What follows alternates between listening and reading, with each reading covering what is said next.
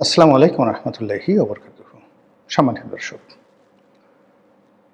বর্তমান সংসদে বিএনপির যে ব্রুট মেজরিটি রয়েছে, সেই ব্রুট মেজরিটি দিয়ে বিএনপি যে কোনোভাবে, অর্থাৎ যেভাবে ইচ্ছে সেভাবে সংবিধান পরিবর্তন করতে পারে।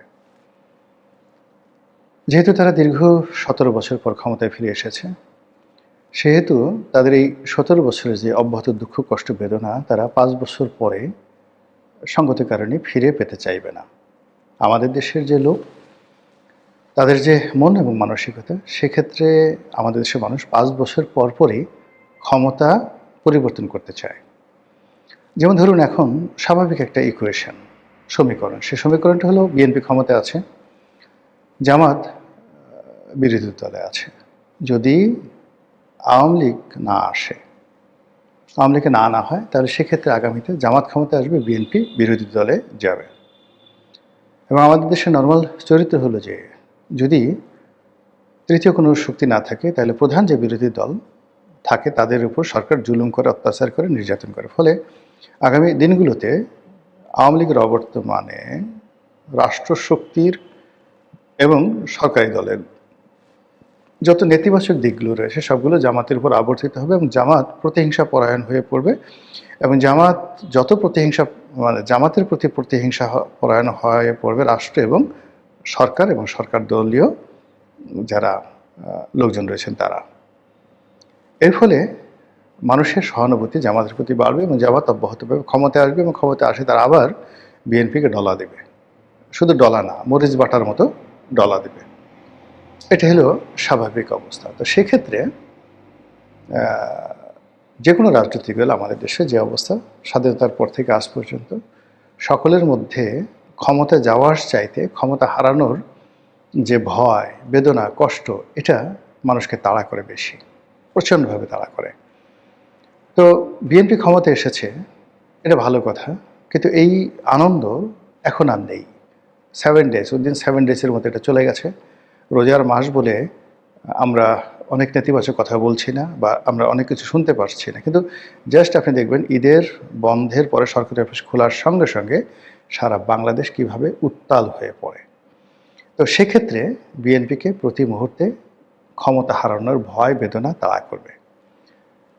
তো সেটা থেকে বাঁচার জন্য বিএনপি যদি সংবিধানে পরিবর্তন এনে রাষ্ট্রপতি শাসিত সরকারে ফিরে যায়, তাহলে এটা তাদের জন্য একটা বিরাট সেফগার্ড হবে।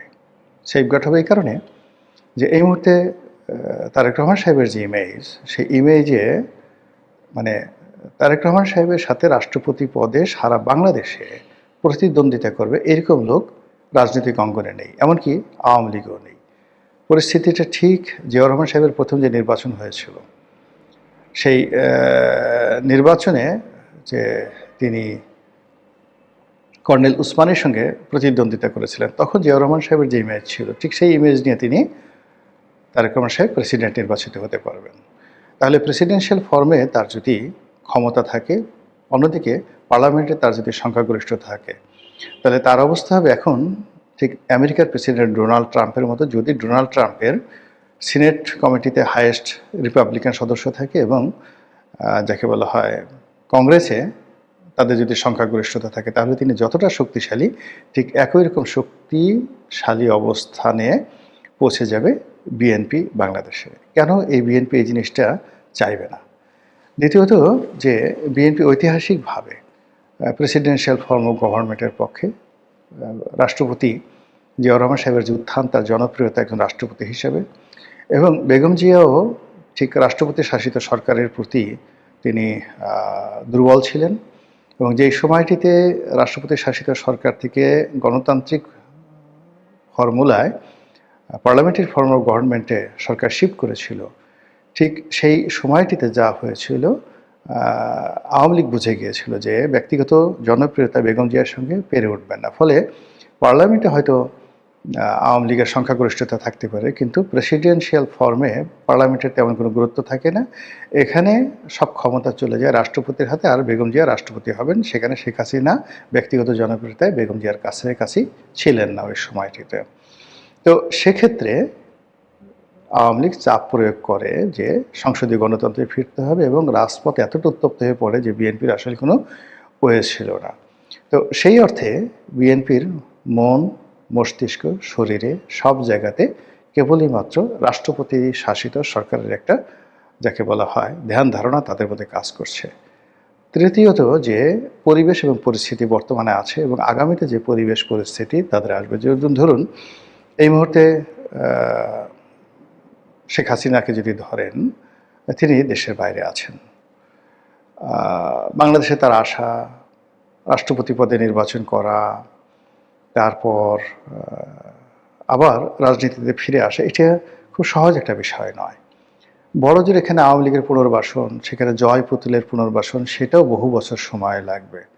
ফলে এই মুহূর্তে বিএনপির কাছে দৃশ্যমান যে শক্তি, সেই শক্তিটা হলো জামাত এবং এনসিপি।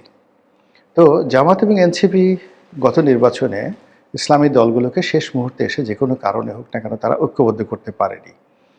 কিন্তু আগামী নির্বাচনে নয়, ঠিক দেখবেন যে আগামী 1 বছরের মধ্যে, জাস্ট 1 বছরের মধ্যে সমস্ত ইসলামিক দলগুলো একই প্ল্যাটফর্মে চলে আসবে যদি আওয়ামী লীগ না থাকে।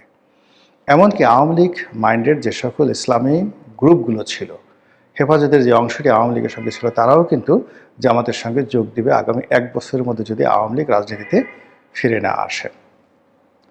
তো সেক্ষেত্রে এই সম্মিলিত ইসলামিক দল, তারপরে জামাত, এদের যে দৃষ্টিভঙ্গি, এদের যে কর্মকাণ্ড, এদের যে জনপ্রিয়তা এবং এদের যে কট্টরপন্থী এদের যে কর্মী এবং সমর্থক, তাদেরকে মোকাবেলা করার জন্য একছত্র রাষ্ট্রীয় আধিপত্য এবং একছত্র ক্ষমতা, অনেকটা ডিক্টেটরশিপ, এটা না হলে তারেক রহমান সাহেবের পক্ষে ক্ষমতায় টিকে থাকা সম্ভব নয়। দ্বিতীয়ত তাকে যেভাবে হোক না কেন আওয়ামী লীগকে পুনর্বাসন করতে হবে।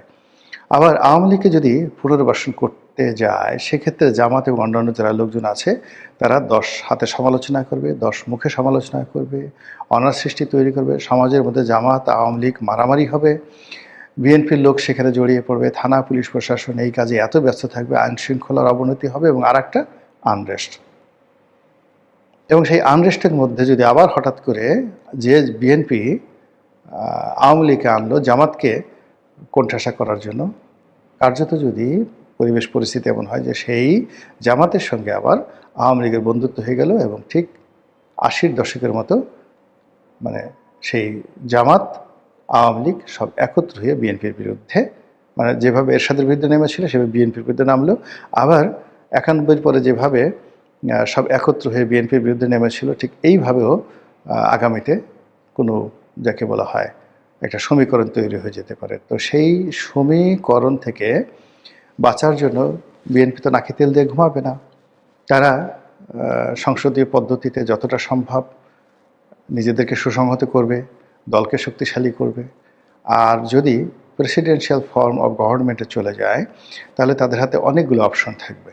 যেমন দেখা গেল যে প্রধানমন্ত্রী হিসেবে জামায়াত রহমান আসতে পারে, কিংবা ধরুন প্রধানমন্ত্রী হিসেবে জুবাইদুর রহমান আসতে পারেন, তারেক রহমান সাহেব ফ্যামিলি ডাইনেস্টির প্রতিভূ হিসেবে তিনি রাষ্ট্রপতি হতে পারেন।